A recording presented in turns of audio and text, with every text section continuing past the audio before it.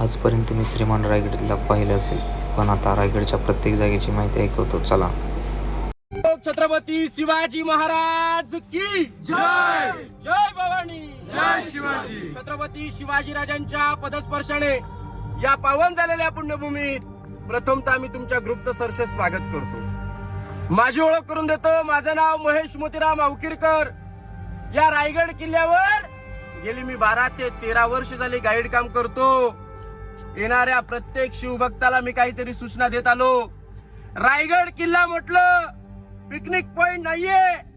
रायगड एक देवघरापेक्षा पवित्र ठिकाण मानलं जातं. या रायगडाची ओळख महाराष्ट्रातली दुसरी पंढरी म्हणून आहे. आपण म्हणतो की रायगड, मला तरी वाटतं की देवघरापेक्षा पवित्र ठिकाण रायगड आहे. ज्याने रायगडाची पहिल्यांदा वारी केली आहे ती पायी करावी. जोपर्यंत डोक्याचा घाम पायाच्या नखापर्यंत पोचत नाही तोपर्यंत रायगड कळत नाही, कोणाला कळालेलं नाहीये.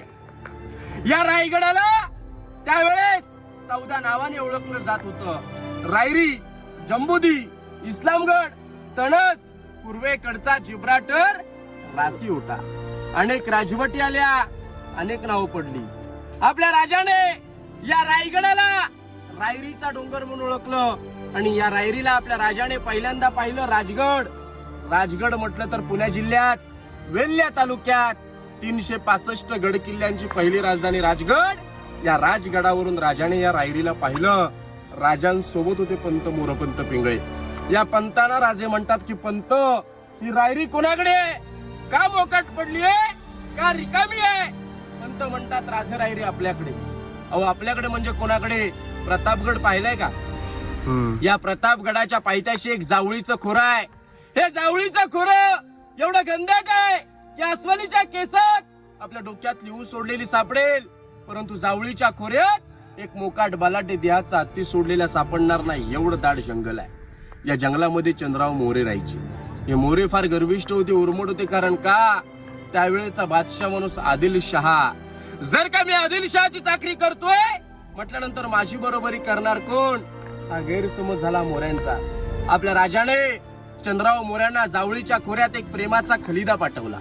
खलिदा म्हणजे लेटर म्हणतो आपण. या लेटर मध्ये मोऱ्याने असा उल्लेख केला की मोरे, आपण दोघे मराठी आहोत. मराठी मिळून एक स्वराज्य, एक घरदार निर्माण केलं. परंतु मोरे स्वार्थी, मोरे उर्मट, मोरे घमंडी. मोऱ्याने राजाने युद्धाचं चॅलेंज केलं. तुम्ही कसले राजे? केव्हा झालात तुम्ही राजे? या जावळी प्रांताचे खरे तर राजे आम्हीच आहोत. याल जावळी तर जाळ गवळी. उद्या यायचं असेल तुम्ही आज या. तुमच्यासाठी दारू गोळा, तोफखाना सज्ज आहे. आपल्या राजाने 145 निवडक सरदार निवडले, जावळीच्या खोऱ्यात पाठवले. चंद्रराव मोऱ्यांचा धाकटा भाऊ हनुमंतराव मोरे, सूर्याजी काकडे यांच्या हस्ते मारला गेला. मोऱ्यांना वाटलं आपला वध होणार.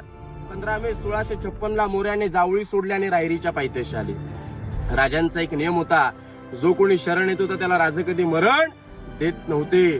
15 मे 1656 आपल्या राजाने या रायरीला पाहिलं आणि या रायरीचं नामकरण आपल्या राजाने रायगड मध्ये केलं. आणि 15 मे 1656 ज्यावेळेस आपल्या राजाने या रायगडाला पाहिलं त्यावेळेस राजांच्या तोंडून एक गोड उद्गार पडला. तो उद्गार असा होता की राजा खासा जावणी पाहता, गड हा बहुत चकोट. चौतर्फा गडाचे कडे तासिल्याप्रमाणे गाव तिडका उंच. प्रचंड काळी कड्यावर गवत सुद्धा उगवत नाही. धोंडा तासी वे काय दौलताबाद धशगुणे उंच. ऐसे देखुणे राज संकृष्ट झाला आणि बोलिले तख्ता असा जागा हाच गड खरा करावा. तख्त म्हणजे राजधानी.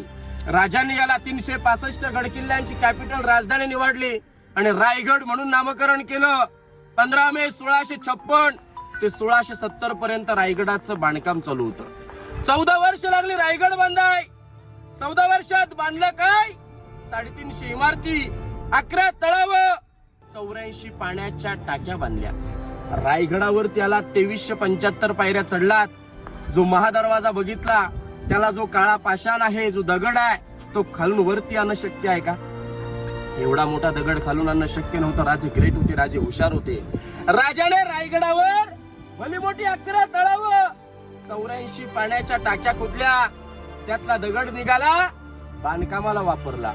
तळाव खोदली, उतरत्या साईडला भिंती बांधल्या, लोकांना पाणी पिण्यासाठी जागा झाली, बांधकामाला दगड झाली, पाणी अडवा पाणी जिरवा ही 400 वर्षापूर्वीच राजाने म्हणून.